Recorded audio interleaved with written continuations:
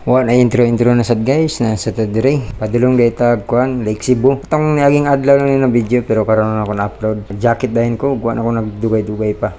Pagka man nag-helmet og sakay ta sa motor o gaming ayos. Kay nagpaabot na pud ang mga kauban. Let's go.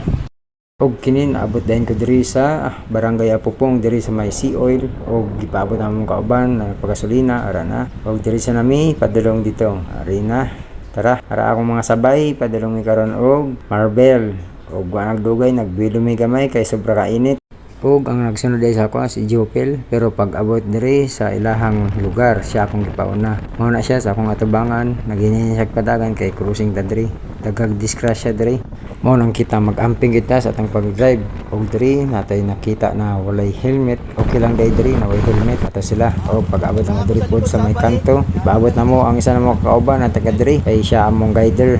Baga siya itong mag-guide. Og nagabante mi gamay diri sa may Lantaw, Marbel. Diri mi tanan nagpaabot niya. Ug mo ni si James pinakamayaman sa amoa. Kari si Minor Dagito pinakagwapo. Og ang kudakir na mo. Napod ang mga sabay diri. Pinsan sa akong classmate. Mo na si Jopel mo na akong gisundan day ganiya. Habang paabot niya nagkaon day mit mani. Ay kalami. Naurot na lang ang mani. Wa pa siya naabot pero pagkatataw na na siya. Naabot na. Mao din na siya. Ang ginapaabot si Wendell. Pagabot niya diri sudan mi nag-ilis kay mag-ingon na lakaw na ta. Tara.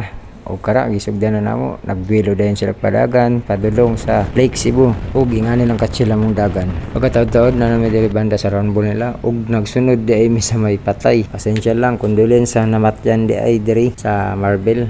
Ari siya among gisundan. Mao ni. Og pagkalapas na mo ara nibilo na sa sila nagbangking diri sa may kurbada pero among banking 20 lang ang dagan sa banking namo. Pagkataod-taod naabot dayon mi diri sa Lake Cebu. Pag abot nimo diretso lang ka. Pwede po dito magpa-picture diri.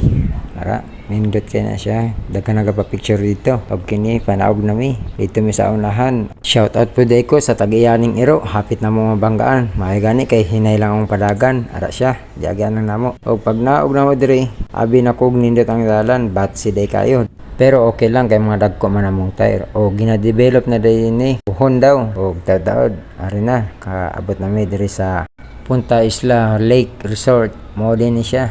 Nindot kay diri. Ug natingala ko nang hunong sila kay abi na kog naidakop diri. Wala man di ay security guard.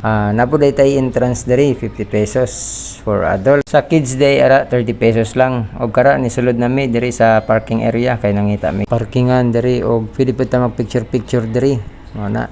Ara padayon nami sa among pagpadagan dito sa parking area og nag-traffic pod ginagmay diri. Taod-taod ara nakakita